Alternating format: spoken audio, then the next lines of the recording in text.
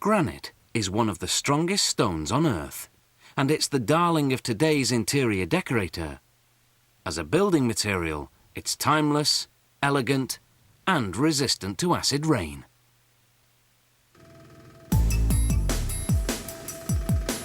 Nature's granite factory lies many kilometers beneath the Earth's surface.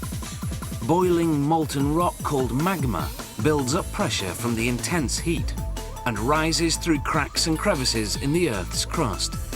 As it rises, it slowly cools and solidifies into granite.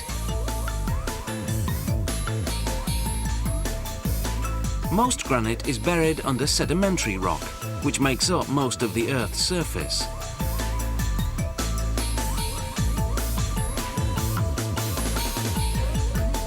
They start by outlining a section of rock wall up to 30 meters long by 7 meters wide.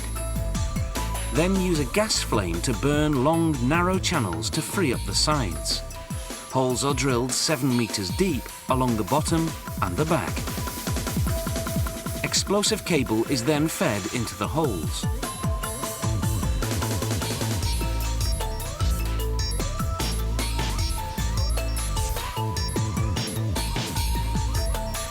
The explosion detaches the section. They then use a combination of drills, steel pegs, plates and wedges to cut it down until they have a rough block measuring 3 meters long by 1.5 meters wide and deep, the size most granite factories can handle.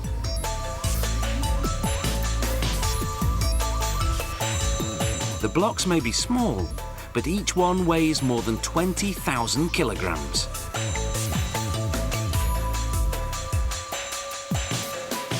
At the factory, the first cut is called slabbing. They use a saw to cut slabs more than 5 centimeters thick. The blade's metal segments contain synthetic diamond particles, which create the friction needed to make the cut. Water keeps the saw from overheating. It's a slow process. The saw cuts less than 2 square meters of granite per hour. They use a gang saw to cut slabs thinner than 5 centimeters. This saw has steel blades, tense enough not to bend under the pressure of cutting, and calibrated to cut as straight as possible. The gang saw cuts at a rate of about 8 square meters per hour. It takes 3 entire days to cut through the rough block.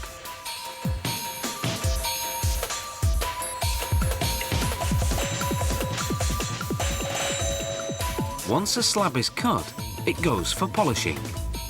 This is what will bring out the beauty of the stone.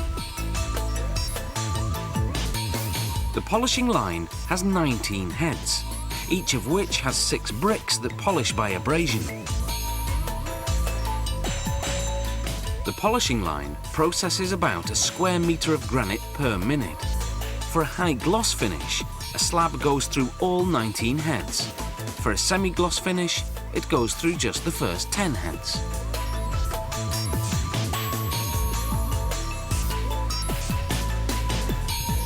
For a rough finish, slabs skip the polishing line altogether and instead go through a process called flaming. With a stream of water to keep the slab from cracking under the heat, a propane flame is passed across the surface. This intense heat makes the quartz inside the granite explode, creating a rough surface. This is often used for non-slip flooring. After the finish, the last step is to cut the slabs to specifications.